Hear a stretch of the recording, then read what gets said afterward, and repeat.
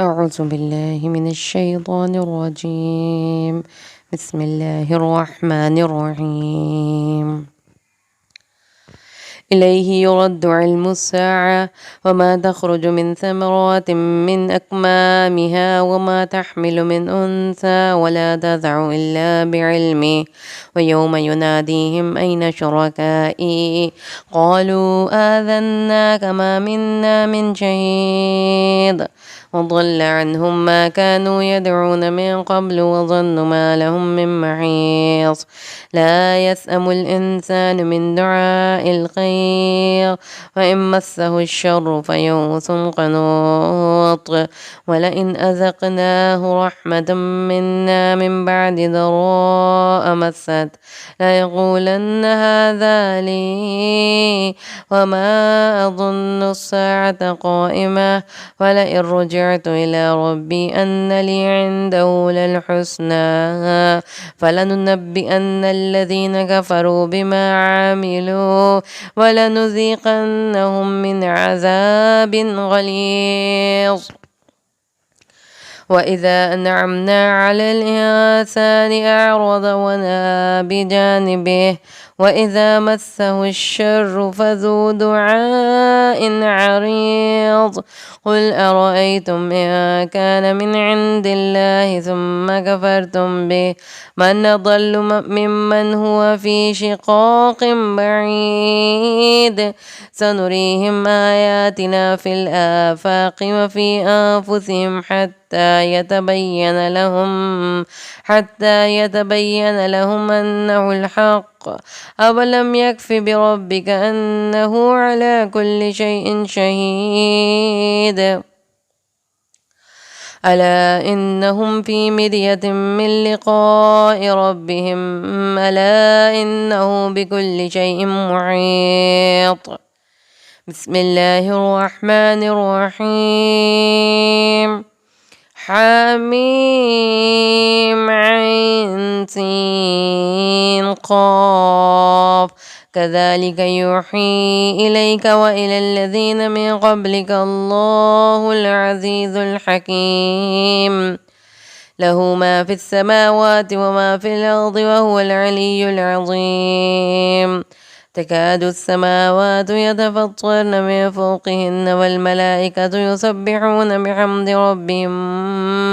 ويستغفرون لمن في الأرض ألا إن الله هو الغفور الرحيم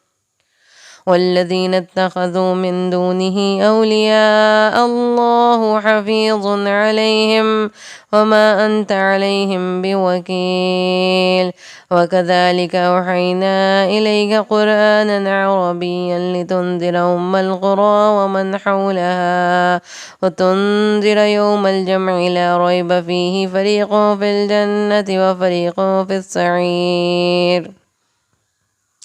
ولو شاء الله لجعلهم أمة واحدة ولكن يدخل من يشاء في رحمته والظالمون ما لهم من ولي ولا نصير أم اتخذوا من دونه أولياء فالله هو الولي وهو يحيي الموتى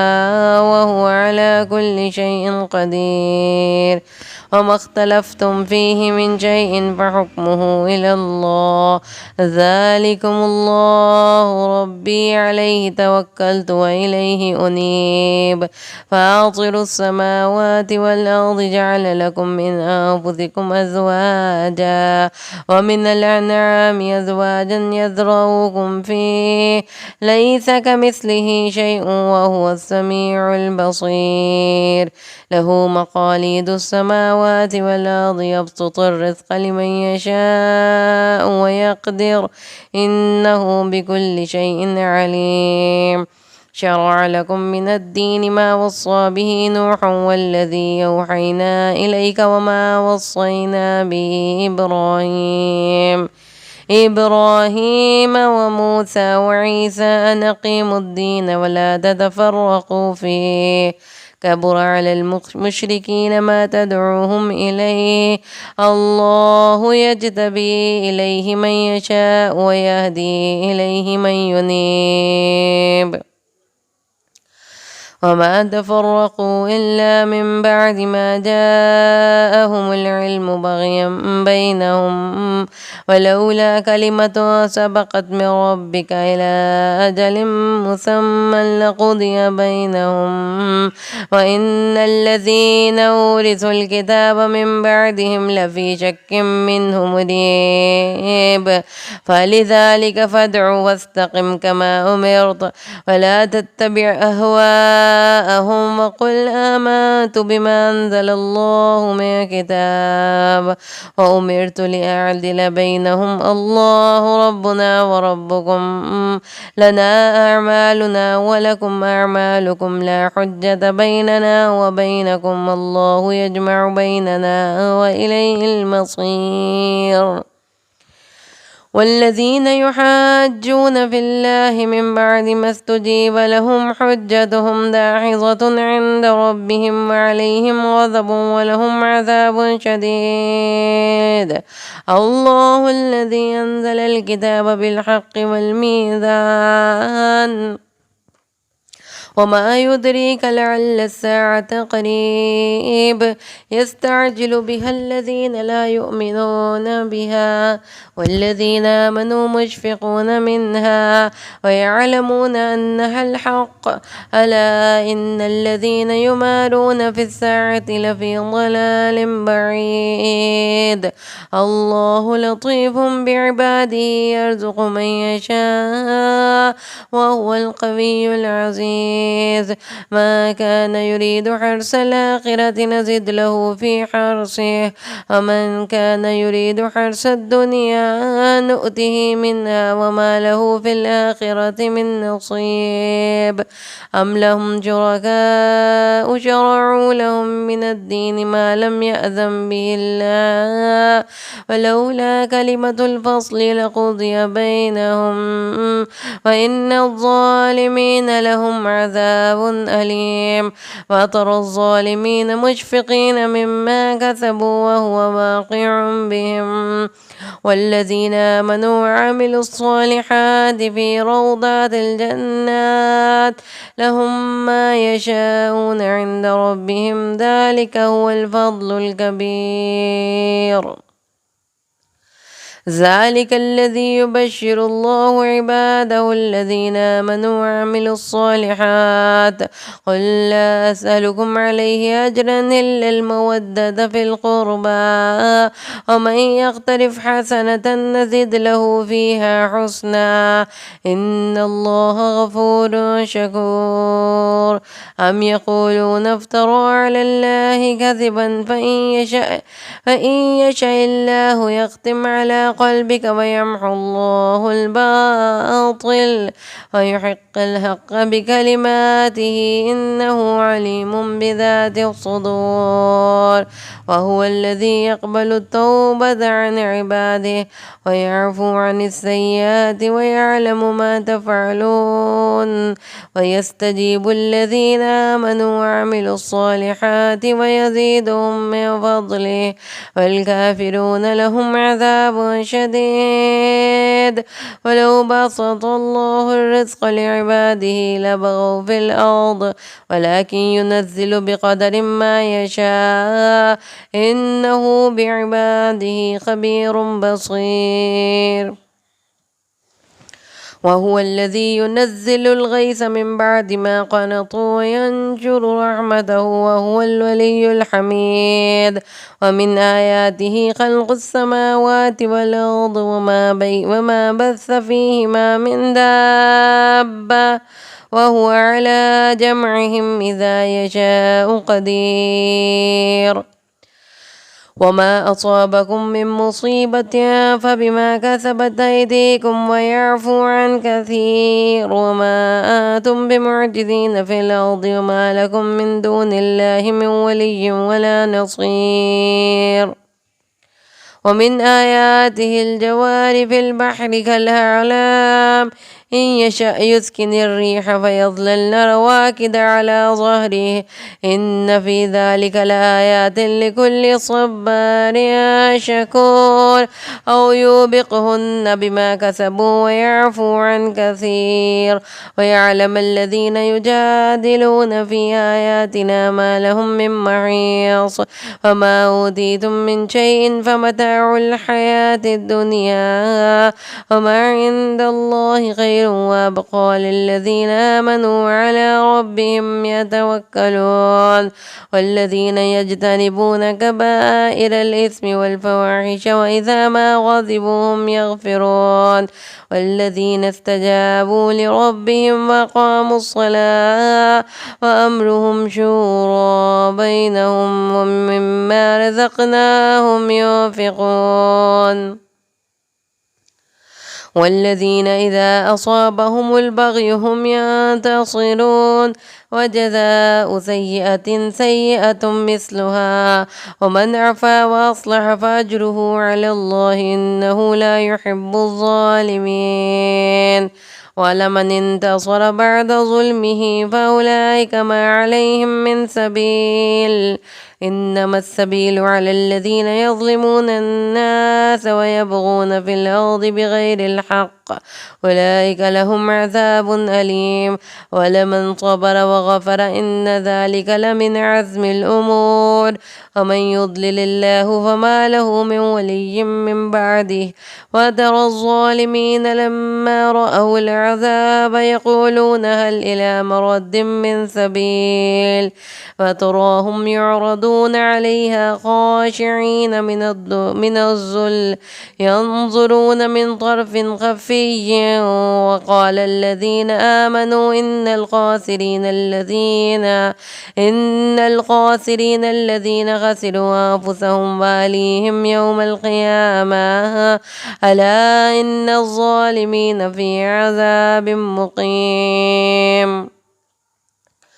وما كان لهم من أولياء ينصرونهم من دون الله ومن يضلل الله فما له من سبيل استجيبوا لربكم من قبل أن يأتي يوم لا مرد له من الله ما لكم من ملجأ يومئذ وما لكم من نكير فإن أعرضوا فما أرسلناك عليهم حفيظا إن عليك إلا البلاغ وإنا إذا أذقنا الإنسان منا رحمة فرح بها وإن تصبهم سيئة بما قدمت أيديهم فإن الإنسان كفور ولله ملك السماوات والأرض يخلق ما يشاء يهب لمن يشاء إناثا ويهب لمن يشاء الذكور أو يزوجهم ذكرانا وإناثا ويجعل من يشاء عقيما إنه عليم قدير وما كان لبشر أن يكلمه الله إلا وحيا أو من وراء حجاب أو يرسل رسولا فيوحي بإذنه ما يشاء إنه علي حكيم وكذلك أوحينا إليك روحا من أمرنا ما كنت تدري ما الكتاب ولا الإيمان ولكن جعلناه نورا نهدي به من نشاء من عبادنا وإنك لتهدي إلى صراط مستقيم صراط الله الذي له ما في السماوات وما في الأرض ألا إلى الله تصير الأمور بسم الله الرحمن الرحيم حميم والكتاب المبين إنا جعلناه قرآنا عربيا لعلكم تعقلون وإنه في الكتاب لدينا لعلي حكيم أفنضرب عنكم الذكر صفعا إن كنتم قوما مسرفين وكم أرسلنا من نبي في الأولين وما تأتيهم من نبي إلا كانوا به يستهزئون فأهلكنا أشد منهم باطشا ومضى مثل الأولين ولئن سألتهم من خلق السماوات والأرض ليقولن خلقهن العزيز العليم الذي جعل لكم الأرض مهدا وجعل لكم فيها سبلا لعلكم تهتدون والذي نزل من السماء ماء بقدر فأنشرنا به بلدة ميتا وكذلك تخرجون والذي خلق الأزواج كلها وجعل لكم من الفلك والأنعام ما تركبون لتستووا على ظهوره ثم تذكروا نعمة ربكم إذا استويتم عليه وتقولوا سبحان الذي سخر لنا هذا وما كنا له مقرنين وإنا إلى ربنا لمنقلبون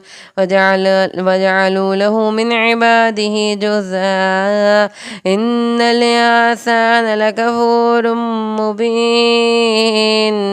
أم اتخذ مما يخلق بنات وأصفاكم بالبنين وإذا بشر أحدهم بما ضرب للرحمن مثلا ظل وجهه مسودا وهو كظيم أومن ينشأ في الحلية وهو في الخصام غير مبين وجعلوا الملائكة الذين هم عباد الرحمن إناثا أشهدوا خلقهم ستكتب شهادتهم ويسألون وقالوا لو شاء الرحمن ما عبدناهم ما لهم بذلك من علم إن هم إلا يخرصون أم آتيناهم كتابا من قبله فهم به مستمسكون بل قالوا إنا وجدنا آباءنا على أمة وإنا على آثارهم مهتدون وكذلك ما أرسلنا من قبلك في قرية من نذير إلا قال مترفوها إنا وجدنا آباءنا على أمة وإنا على آثارهم مقتدون قال أولو جئتكم بأهدى مما وجدتم عليه آباءكم قالوا إنا بما أرسلتم به كافرون فانتقمنا منهم فانظر كيف كان عاقبة المكذبين وإذ قال إبراهيم لأبيه وقومه إنني براء مما تعبدون إلا الذي فطرني فإنه سيهدين وجعلها كلمة باقية في عقبه لعلهم يرجعون بل متعت هؤلاء وآباءهم حتى جاءهم الحق ورسول مبين فلما جاءهم الحق قالوا هذا سحر وإنا به كافرون وقالوا لولا نزل هذا القرآن على رجل من القريتين عظيم أهم يقسمون رحمة ربك نحن قسمنا بينهم معيشتهم في الحياة الدنيا ورفعنا بعضهم فوق بعض درجات ليتخذ بعضهم بعضا سخريا ورحمة ربك خير مما يجمعون ولولا أن يكون الناس أمة واحدة لجعلنا لمن يكفر بالرحمن لبيوتهم سقفا من فضة ومعارج عليها يظهرون ولبيوتهم أبوابا وسررا عليها يتكئون وزخرفا إن كل ذلك لما متاع الحياة الدنيا والآخرة عند ربك للمتقين ومن يعش عن ذكر الرحمن نقيض له شيطانا فهو له قرين وإنهم لا يصدونهم عن السبيل ويحسبون أنهم مهتدون حتى إذا جاءنا قال يا ليت بيني وبينك بعد المشرقين وبئس القرين ولن ينفعكم اليوم إذ ظلمتم أنكم في العذاب مشتركون أفأنت تسمع الصم أو تهدي العمي وما كان في ضلال مبين وإما نذهبن بك فإنا منهم منتقمون أو نرينك الذي وعدناهم فإنا عليهم مقتدرون فاستمسك بالذي يوحي إليك إنك على صراط مستقيم فإنه لذكر لك ولقومك وسوف تسألون واسأل من أرسلنا من قبلك من رسلنا أجعلنا من دون الرحمن آلهة يعبدون ولقد أرسلنا موسى بآياتنا إلى فرعون وملئه فقال إني رسول رب العالمين فلما جاءهم بآياتنا إذا هم منها يضحكون وما نريهم من آية إلا هي أكبر من أختها وأخذناهم بالعذاب لعلهم يرجعون وقالوا يا أيها الساحر ادع لنا ربك بما عهد عندك إننا لمهتدون فلما كشفنا عنهم العذاب إذا هم ينكثون ونادى فرعون في قومه قال يا قوم أليس لي ملك مصر وهذه الأنهار تجري من تحتي أفلا تبصرون أم أنا خير من هذا الذي هو مهين ولا يكاد يبين فلولا ألقي عليه أسورة من ذهب أو جاء معه الملائكة مقترنين فاستخف قومه فأطاعوه إنهم كانوا قوما فاسقين فلما آسفونا انتقمنا منهم فأغرقناهم أجمعين فجعلناهم سلفا ومثلا للآخرين فلما ضرب ابن مريم مثلا إذا قومك منه يصدون وقالوا أآلهتنا خير أم هو ما ضربوه لك إلا جدلا بل هم قوم خاصمون إن هو إلا عبد أنعمنا عليه وجعلناه مثلا لبني إسرائيل ولو نشاء لجعلنا منكم ملائكة في الأرض يخلفون وإنه لعلم للساعة فلا تمترن بها واتبعوني هذا صراط مستقيم ولا يصدنكم الشيطان إنه لكم عدو مبين ولما جاء عيسى بالبينات قال قد جئتكم بالحكمة ولأبين لكم بعض الذي تختلفون فيه فاتقوا الله وأطيعون إن الله هو ربي وربكم فاعبدوه هذا صراط مستقيم فاختلف الأحزاب من بينهم فويل للذين ظلموا من عذاب يوم أليم هل ينظرون إلا الساعة أن تأتيهم بغتة وهم لا يشعرون الأخلاء يومئذ بعضهم لبعض عدو إلا المتقين يا عباد لا خوف عليكم اليوم ولا أنتم تحزنون الذين آمنوا بآياتنا وكانوا مسلمين ادخلوا الجنة أنتم وأزواجكم تحبرون يطاف عليهم بصحاف من ذهب وأكواب وفيها ما تشتهيه الأنفس وتلذ الأعين وأنتم فيها خالدون وتلك الجنة التي أورثتموها بما كنتم تعملون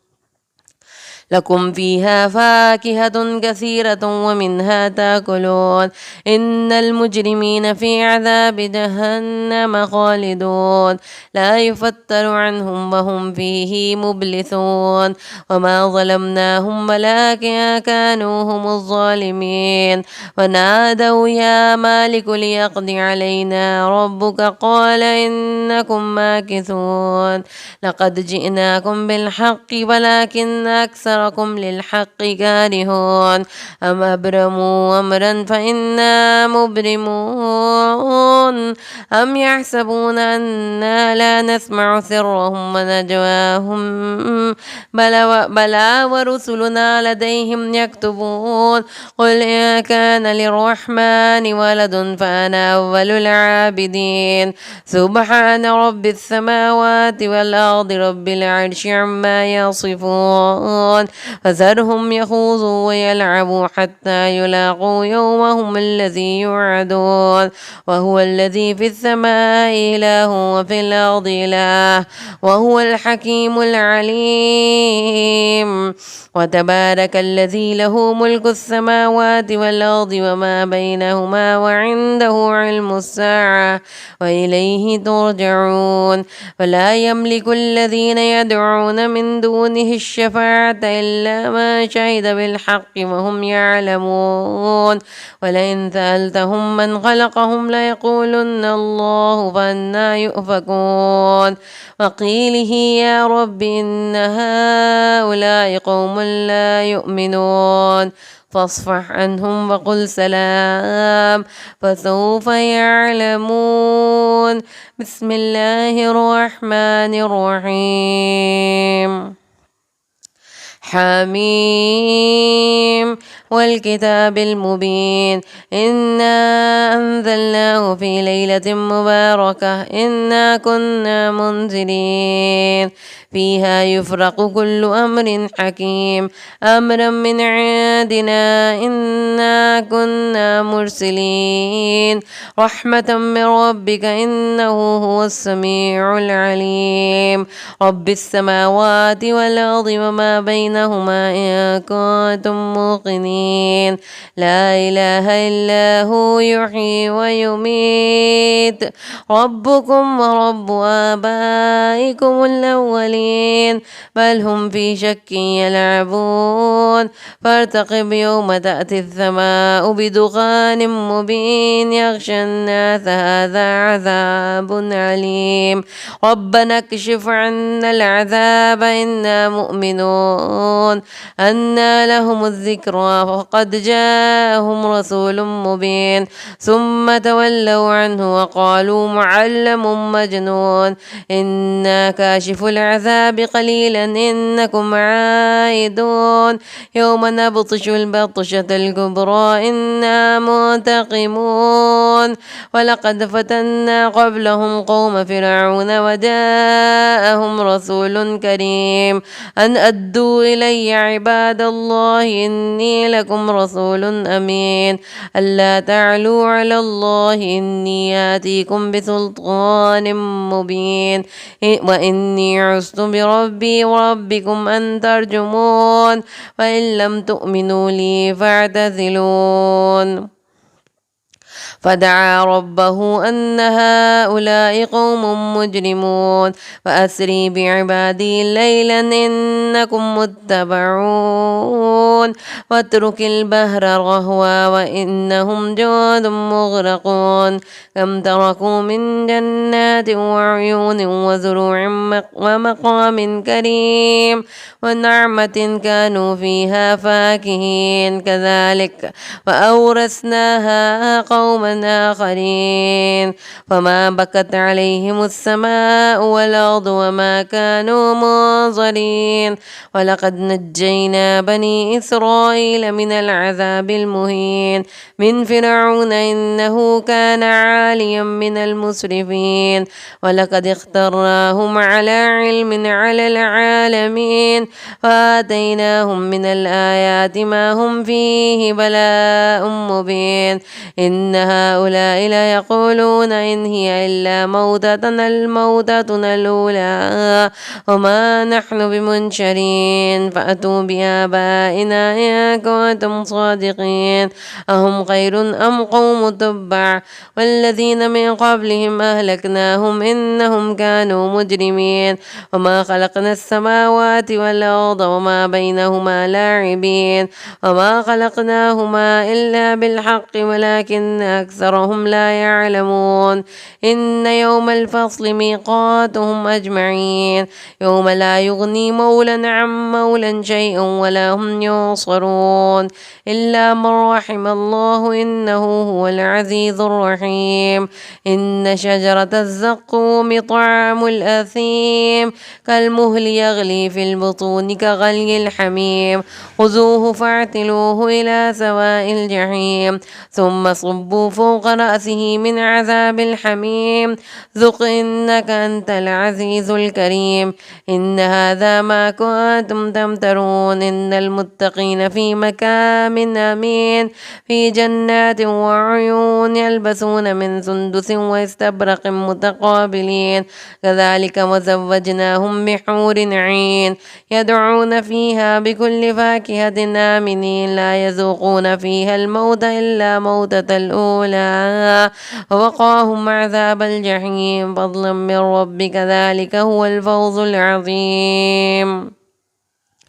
فإنما يسرناه بلسانك لعلهم يتذكرون فارتقب إنهم مرتقبون بسم الله الرحمن الرحيم حميم تنزيل الكتاب من الله العزيز الحكيم إن في السماوات والأرض لآيات للمؤمنين وفي خلقكم وما يبث من دابة آيات لقوم يوقنون واختلاف الليل والنهار وما أنزل الله من السماء من رزق وأحيا به الأرض بعد موتها وتصريف الرياح آيات لقوم يعقلون تلك آيات الله نتلوها عليك بالحق وبأي حديث بعد الله وآياته يؤمنون ويل لكل أفاك أثيم يسمع آيات الله تتلى عليه ثم يصر مستكبرا كأن لم يسمعها وبشره بعذاب أليم وإذا علم من آياتنا شيئا اتخذها هزوا أولئك لهم عذاب مهين من ورائهم جهنم ولا يغني عنهم ما كسبوا شيئا ولا ما اتخذوا من دون الله أولياء ولهم عذاب عظيم هذا هدى والذين كفروا بآيات ربهم لهم عذاب من رجز أليم الله الذي سخر لكم البحر لتجري الفلك فيه بأمره ولتبتغوا من فضله ولعلكم تشكرون وسخر لكم ما في السماوات وما في الأرض جميعا منه إن في ذلك لآيات لقوم يتفكرون قل للذين آمنوا يغفروا للذين لا يرجون أيام الله ليجزي قوما بما كانوا يكسبون من عمل صالحا فلنفسه ومن أساء فعليها ثم إلى ربكم ترجعون ولقد آتينا بني إسرائيل الكتاب والحكم والنبوة ورزقناهم من الطيبات وفضلناهم على العالمين وآتيناهم بينات من الأمر فما اختلفوا إلا من بعد ما جاءهم العلم بغيا بينهم إن ربك يقضي بينهم يوم القيامة فيما كانوا فيه يختلفون ثم جعلناك على شريعة من الأمر فاتبعها ولا تتبع أهواء الذين لا يعلمون إنهم لن يغنوا عنك من الله شيئا وإن الظالمين بعضهم أولياء بعض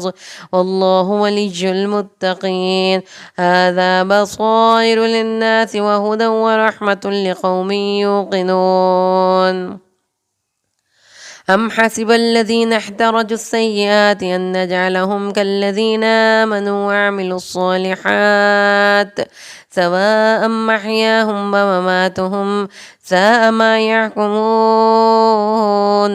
وخلق الله السماوات والأرض بالحق لتجزى كل نفس بما كسبت وهم لا يظلمون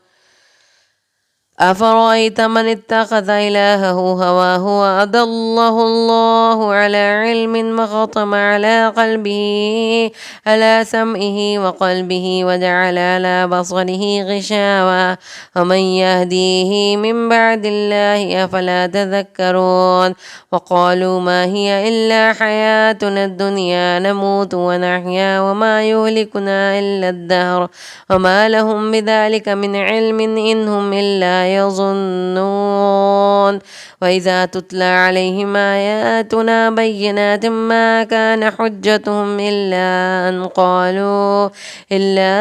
قالوا ائتوا بآبائنا إن كنتم صادقين قل الله يحييكم ثم يميتكم ثم يجمعكم إلى يوم القيامة لا ريب فيه ولكن أكثر الناس لا يعلمون ولله ملك السماوات والأرض ويوم تقوم الساعة يومئذ يخسر المبطلون فترى كل أمة جاثية كل أمة تدعى إلى كتابها اليوم تجزون ما كنتم تعملون هذا كتابنا ينطق عليكم بالحق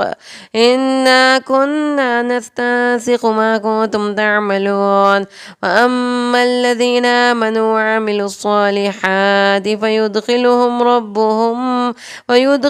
ربهم في رحمته ذلك هو الفوز المبين وأما الذين كفروا أفلم تكن آياتي تتلى عليكم فاستكبرتم وكنتم قوما مجرمين وإذا قيل إن وعد الله حق والساعة لا ريب فيها قلتم ما ندري ما الساعة إن نظن إلا ظنا وما نحن بمستيقنين وبدا لهم سيئات ما عملوا وحاق بهم ما كانوا به يستهزئون وقيل اليوم ننساكم كما نسيتم لقاء يومكم هذا ومأواكم النار وما لكم من ناصرين ذلك بأنكم اتخذتم آيات الله هزوا وغرتكم الحياة الدنيا فاليوم لا يخرجون منها ولا هم يستعتبون ولله الحمد رب السماوات ورب الأرض رب العالمين